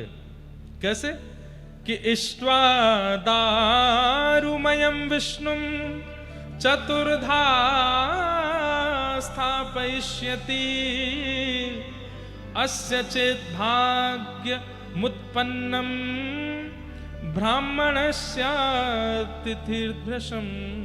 हमने तो उनका सुना है कि वे यहां आएंगे और उन पर ठाकुर जी कृपा करेंगे, तब वही इस पूरे तीर्थ का उद्धार करेंगे। और भगवान को चतुर्धा रूप में दारुमयम, अब दारुमय का 2 अर्थ होते हैं। दारू लकड़ी को भी कहते हैं, लकड़ी के ठाकुर जी, लेकिन हम ऐसा अर्थ क्यों करें? तो दारू शब्द का अर्थ कल्याण करने वाले, जो सबका कल्याण करते हैं, चाहे मानव हो, चाहे जलचर हो, चाहे थलचर हो, चाहे पक्षी हो, पशु हो, सबका कल्याण करने की जिनकी सद्भावना है, स्थिति है, उन्हें दारू में भगवान कहते हैं। जो सबका कल्याण करने के लिए ही आए हैं, इसलिए दारू में जगन्नाथ। तो हमने तो उनके बारे में सुन रखा है और हम सब जानते हैं कि वे आकर के यहां पर इस पूरे तीर्थ का उद्धार करेंगे। ये सुनकर के विद्यापति तो बड़े प्रसन्न हो गए। अरे ठाकुर जी ने पहले ही चुन रखा है, कृपा कर मुझे नील माधव भगवान का दर्शन करा दो। बोले हाँ चलो। तब आप उनको लेकर के पर्वत के ऊपर गए हैं और वहां एक विशेष गुफा थी। उस गुफा के अंदर नील कांति पूरे गुफा को आच्छादित कर रही है और तभी आप जाकर के वहां दर्शन करते हैं। आहा, अद्भुत ठाकुर जी विराजमान है, हंस रहे हैं मंद मंद, ठाकुर जी की दतुइयां दिख रही हैं, आंखों की पलकें चला रहे हैं, मंद मंद मुस्का करके देख रहे हैं, हाथें घूम रहे हैं, पैर भी चल रहे हैं। ठाकुर जी स्थिर नहीं है, चलते फिरते साक्षात नील माधव भगवान का दर्शन किया। बोलो नील माधव भगवान की। और यहां पर हाथ जोड़िए, विद्यापति ने स्तुति गाई है। नमस्ते कमलाकांत, नमस्ते कमलानन, नमः कमलपत्राक्ष त्राहि मां पुरुषोत्तम। नमस्ते नमः कमलपत्राक्ष त्राहि मां पुरुषोत्तम। हे कमलाकांत लक्ष्मीपति भगवान, मैं आपको प्रणाम करता हूँ, आपको नमस्कार करता हूँ। आपका ये कमल सा मुख देख करके मैं बहुत आनंदित हो रहा हूँ। मैं आपको पुनः प्रणाम करता हूँ। हे कमल दल लोचन, कमल के समान आपके नेत्र हैं। आपको बारंबार प्रणाम करता हूँ। मुझ पर कृपा कीजिए, मेरी रक्षा कीजिए। दर्शन करके महाराज निहाल हो गए।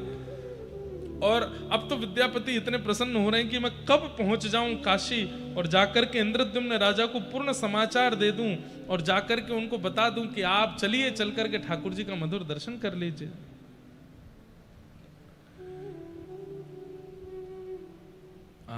लेकिन ठाकुर जी क्या विचार करते हैं, क्या सोच के रखते हैं, किसको क्या देना क्या ना देना, ये सब ठाकुर जी के हाथ में है।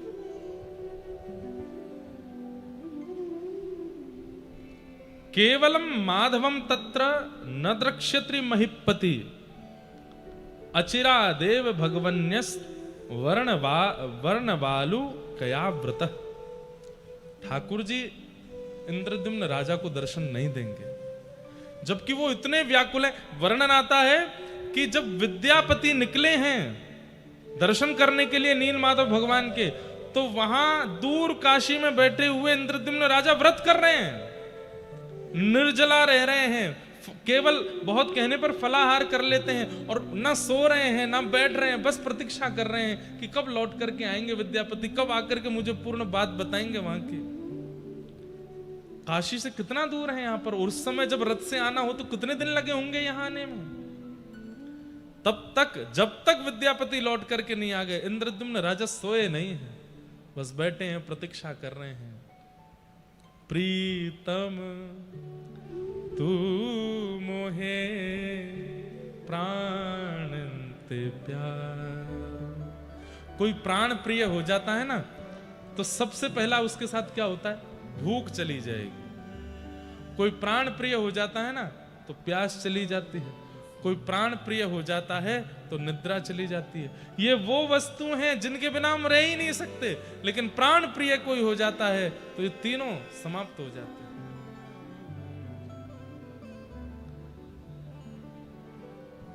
तुम मेरे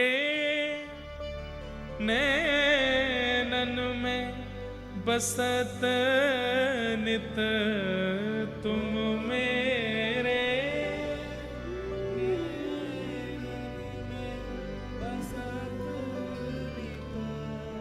मैं तब नैन निहारो, मैं तब नैन निहारो। प्रीतम तू मोहे प्राण ते प्यारो, प्रीतम तू मोहे प्राण। तू जीवन धन सर्वस तू ही, तू सब गाओ। सर्वस तू ही, तू जीवन धन सर्वस तू ही, तू जीवन सर्वस तू ही, तू ही द्रगन को तारो, तू ही द्रगन को तारो।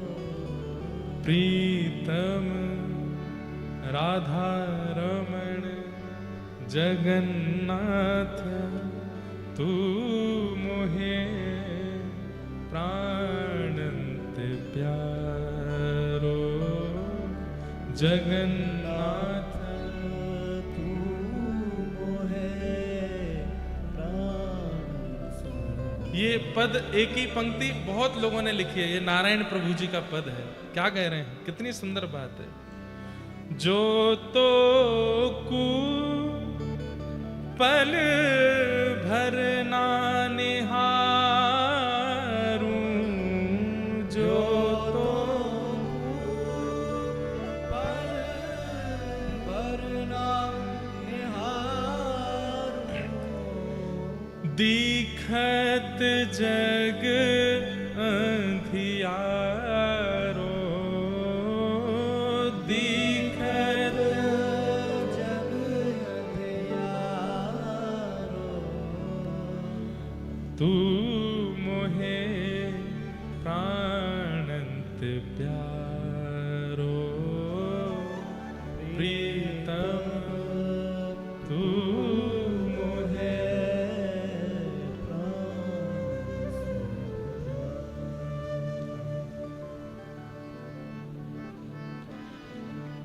तो इंद्रद्युम्न राजा कितने व्याकुल हैं, लेकिन ठाकुर जी की लीला अद्भुत है।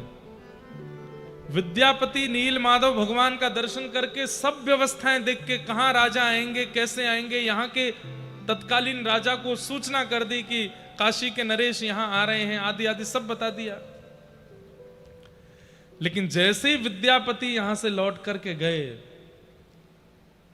समुद्र में उफान आने लगे, जोर की बारिश होने लगी, तेज हवा चलने लगी और समुद्र के तट की जितनी भी ये स्वर्णमयी बालू है, नीलाचल धाम की स्वर्णमयी बालू, वो सब बवंडर के रूप में बहने लगी और उड़ते हुए नील पर्वत पर गई है। सब देख रहे हैं, सबके आंखें खुली रह गई, सब सबर लोग देख रहे हैं ये क्या हो रहा है, ऐसा ऐसा तूफान, ऐसा बवंडर पहले तो कभी नहीं आया। और देखते ही देखते उस गुफा में विद्यमान नील माधव भगवान अंतर ध्यान हो गए। यहां विद्यापति सब समाचार लेके चले गए हैं और यहां से ठाकुर जी अंतर ध्यान हो गए, अंतर ध्यान हो गए। विद्यापति कुछ दिन के पश्चात, अच्छा कहते हैं कि जब नील माधव भगवान अंतर ध्यान हो रहे थे तो एवं प्रलपताम तत्र सर्वेषां त्रिदिवौकशाम अशरीरा तदा वाणी पुनः प्रादुर्भुवः। जब नील माधव भगवान अंतर ध्यान हो रहे थे तो आकाश में ब्रह्मा जी, रुद्र, नारद, सनकादि सब प्रकट हो गए और सब रुदन करने लगे, हे नाथ आप कहां जा रहे हैं, आप क्यों अंतर ध्यान हो रहे हैं, ये लीला क्यों कर रहे हैं। तब मंद मुस्काते हुए भगवान बोले, ये मेरी लीला है, मैं पुनः आऊंगा, अभी मेरा जाना अनिवार्य है। और ठाकुर जी अंतर ध्यान हो गए, ठाकुर जी अंतर ध्यान हो गए। सब देखते रह गए और ठाकुर जी यहां से प्रस्थान कर गए। ऐसे नील माधव भगवान का दर्शन करके जब विद्यापति लौट करके गए हैं,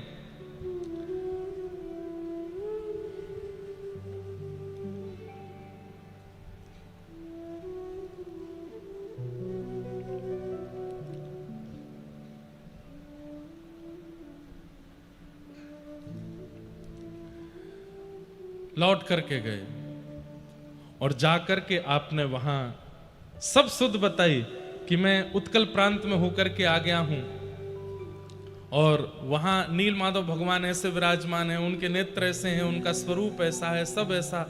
इंद्रद्युम्न राजा तो उत्सव मनाने लगे, नृत्य करने लगे, आनंदित हो गए। आपने तुरंत राज सिंहासन पर बैठ करके आज्ञा कर दी, सब व्यवस्थाएं तैयार करो, अब हम सब लोग यहां से श्री क्षेत्र, पुरुषोत्तम क्षेत्र को प्रस्थान करेंगे। वहां ठाकुर जी हमारी प्रतीक्षा कर रहे हैं, पर इनको क्या बताएं कि ठाकुर जी तो अंतर ध्यान हो गए वहां से।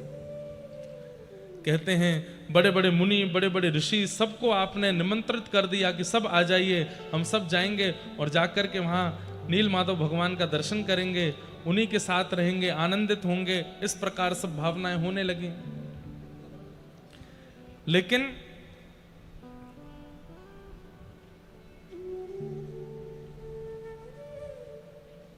सब व्यवस्था हुई और आपने पूरे नगर को बुला करके आज्ञा कर दी कि मैं अब यहां से प्रस्थान कर रहा हूं, आप में से जो भी मेरे साथ आना चाहें वो चल सकते हैं और मैं जाके दर्शन करके लौटूंगा, ऐसी अब मेरी भावना नहीं। अब तो मैं जाकर के दर्शन करूंगा और फिर सदा उन्हीं के पास रहूंगा, नील माधव भगवान के पास ही रहूंगा।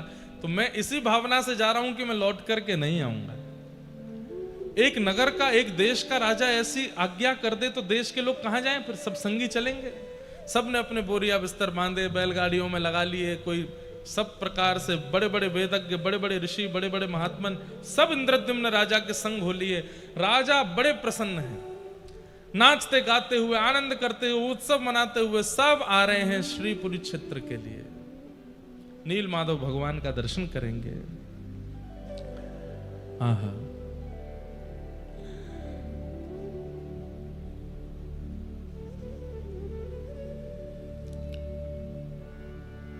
इस दिन इंद्रद्युम्न राजा चल पड़े हैं और दुर्गम मार्ग से सबको संग में लेते हुए आप इंद्रद्युम्न यहां नील माधव भगवान का दर्शन करने के लिए आ रहे हैं।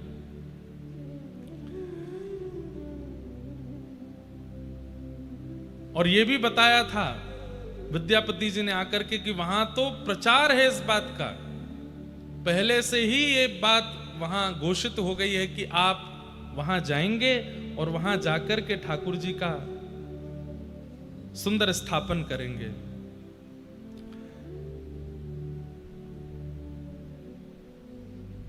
इंद्रद्युम्न राजा निकल पड़े हैं।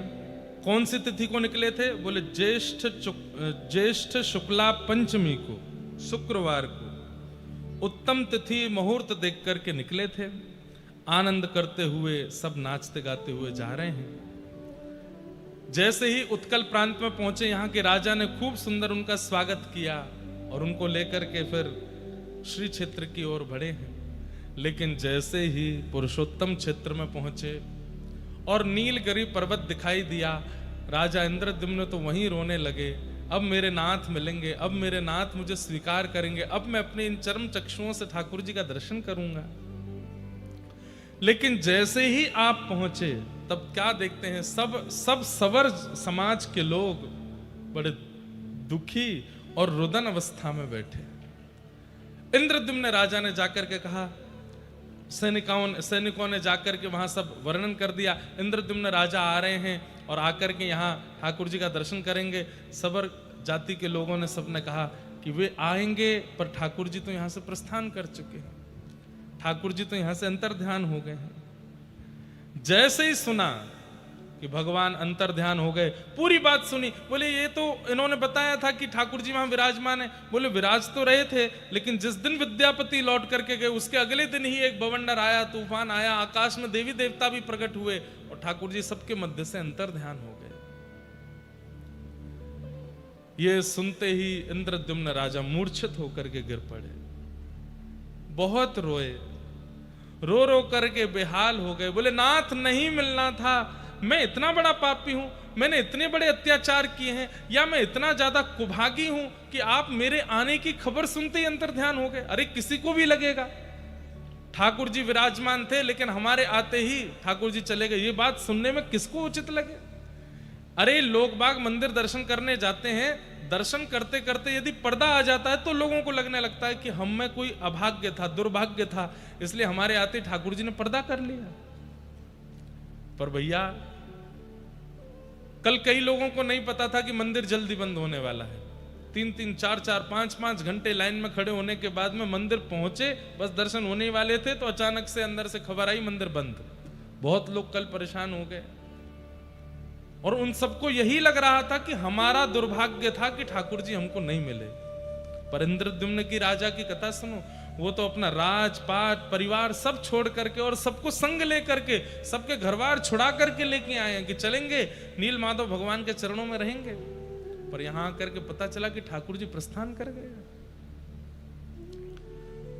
बहुत दुखी हुए, बोले नाथ मैं कुभागी हूं, मेरे कारण आप चले गए, मुझ पर कृपा नहीं करनी थी, कोई बात नहीं, पर मैं इतने सारे वैष्णवों को लेके आया, इतने जन को लेके आया, पूरे नगर के नगर लेकर के आया, बड़े बड़े ऋषियों को आमंत्रण करके लेके आया, सबका सब छुड़वा करके लाया, इन पर तो कृपा कर देते।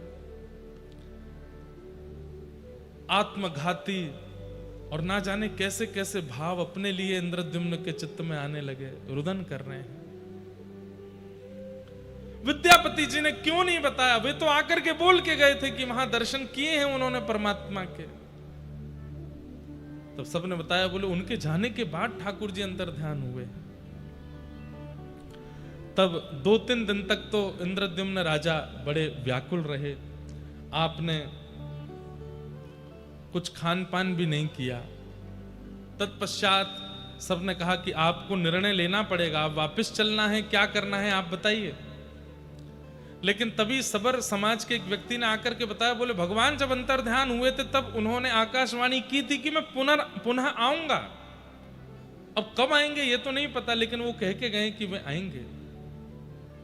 इंद्रद्युम्न राजा ने घोषणा कर दी, अपनी सब प्रजा से पहले तो क्षमा मांगी और जितने लोग साथ में आए थे सबसे कहा कि ठाकुर जी मेरे कारण अंतर ध्यान हुए हैं, लेकिन ठाकुर जी किसी और कारण से अंतर ध्यान हुए थे। वो कारण हम परसों की कथा में बताएंगे किस कारण से अंतर ध्यान हुए। वो तो एक कारण था, लेकिन इंद्रद्युम्न को लग रहा था मेरे कारण हुए, तो सबसे कहा कि आप सब लोग चाहें तो वापस जा सकते हैं, मैं अब वापस नहीं जाऊंगा, मैं यहीं रह करके प्रतीक्षा करूंगा, मनाऊंगा, रिझाऊंगा, बुलाऊंगा, ठाकुर जी को आना पड़ेगा। और रही बात मालव देश की, तो मेरा पुत्र मालवेश्वर, अब ये इसको मैं राजा बनाता हूं, अपना मुकुट उसको पहना दिया तिलक कर दिया और कहा कि अब ये राजा है, जो भी लोग वापस जाना चाहते हैं इसकी सन्निधि में जाइए और ये सबका राजपाट करेगा, सबका शासन करेगा, पर मैं अब यहीं रहूंगा। इंद्रद्युम्न राजा दुखी बैठे हैं, तभी नारद जी का आगमन हुआ। सतयुग की बात है। वीणा लेकर के, करताल लेकर के श्री नारद जी महाराज आए और नारद जी महाराज ने आकर के समझाया कि मेरे पिता ब्रह्मा ने मुझे भेजा है। क्यों? वे बोले हैं कि ठाकुर जी यमराज के किसी भाव को पूर्ण करने के लिए अंतर्ध्यान हुए हैं, तुम चिंतित मत हो, तुम्हारे द्वारा कुछ विशिष्ट ठाकुर जी को कराना है। पूरे विश्व को आज नहीं, कलिकाल तक और ना जाने कब तक लोगों को तुम्हारे द्वारा किए गए तब से प्रकट ठाकुर जी का दर्शन प्राप्त होगा, इसलिए तुम विचलित मत हो। मैं तुम्हारे पास इसीलिए आया हूं कि ताकि तुम विचलित ना हो, तुम भटको ना, तुम्हें समय समय पर मैं ध्यान दिलाऊंगा, तुम चिंता मत करो, ठाकुर जी आएंगे। बोले कैसे आएंगे, मुझे क्या करना पड़ेगा ये बताइए। बोले पूज्य पिताजी ब्रह्मा जी का ऐसा कहना है कि वे श्वेत द्वीप में जाकर के 1000 यज्ञ करेंगे भगवान को प्रसन्न करने के लिए, और उतने ही दिन तुम यहां विराज करके अश्वमेध यज्ञ करो और उस अश्वमेध यज्ञ के द्वारा ठाकुर जी को प्रसन्न करने का भाव रखो। तब इंद्रद्युम्न राजा को नारद जी ने आज्ञा दी और आज्ञा देकर के पुरी क्षेत्र में अश्वमेध यज्ञ करने का भाव रखा। नीलकंठ महादेव यहां भगवान विराजमान हैं, उन्हीं के पास में विराजित होकर के यज्ञ कुंड निर्माण करके अश्वमेध यज्ञ प्रारंभ किया। रोते हुए राजा पुकारने लगे, हे नाथ आप कहां हैं, मुझ पर कृपा कब करेंगे, यह अनुग्रह कब करेंगे। तभी भगवान ने आकाशवाणी की कि राजन तुम रो मत, बस जिस कार्य की आज्ञा तुमको ब्रह्मा जी ने दी है वो कार्य पूर्ण करो, मैं निश्चित ही आऊंगा, मेरा वचन है। अश्वमेध यज्ञ हुआ। यज्ञ की पूर्णाहुति पर जो अभिषेक सब ऋषि जन, वेदज्ञ जन, विप्र जन मिलकर के यजमान का करते हैं, वो अभिषेक समुद्र तट पर कर रहे थे। तभी नारद जी ने देखा ब्रह्म दारू बहती हुई एक समुद्र मार्ग से आ रहे हैं, और जैसे ही उस ब्रह्म दारू का दर्शन किया, आपने देखा समीप जाकर के तो शंख चक्र गदा पद्म आदि जैसे शुभ चिन्ह उन ब्रह्म दारू में बने हुए हैं। नारद जी ने कहा बस तुम्हारा संकल्प पूर्ण होने वाला है, अब तुम निश्चिंत होकर के बस अपना यज्ञ पूर्ण करो। तत्पश्चात भगवान ही एक विश्वकर्मा के रूप में प्रकट हुए और ठाकुर जी ने आकर के उस ब्रह्म दारू को एकांत में ले जाकर के उनका निर्माण किया।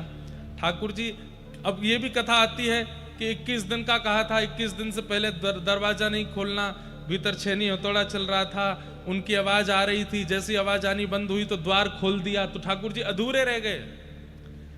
स्कंद पुराण कहती है कि अधूरे नहीं है, ये पूरे हैं, इसीलिए ये पुरी में विराजमान है। ये अधूरे नहीं है, ये ठाकुर जी का मूल रूप है, ये अधूरे नहीं है। वो 21 दिन वाली कथा, छेनी हथौड़ा वाली कथा भी स्कंद पुराण में नहीं है।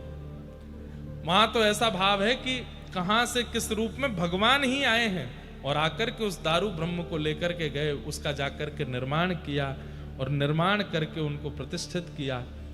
इंद्रद्युम्न राजा ने जैसे ही अपने चर्म चक्षुओं से पहली बार देखा, आहा, अद्भुत रूप ठाकुर जी का, बड़े बड़े विशाल नेत्र हैं, अधर पर प्रबल मुस्कान है, मानो जैसे भुजा पसार करके इंद्रद्युम्न से कह रहे हो कि तुम इतने व्याकुल हुए मेरे लिए, आओ आकर के मेरे हृदय का आलिंगन कर लो। भुजा पसार करके महाप्रभु जगन्नाथ का स्वरूप प्रकट हो गया। बोलो जगन्नाथ महाप्रभु की जय। शंख चक्र गदा पद्म युक्त दारू ब्रह्म ही जगन्नाथ, सुभद्रा जी और श्री बलभद्र जी और सुदर्शन जी के रूप में प्रकट हुए।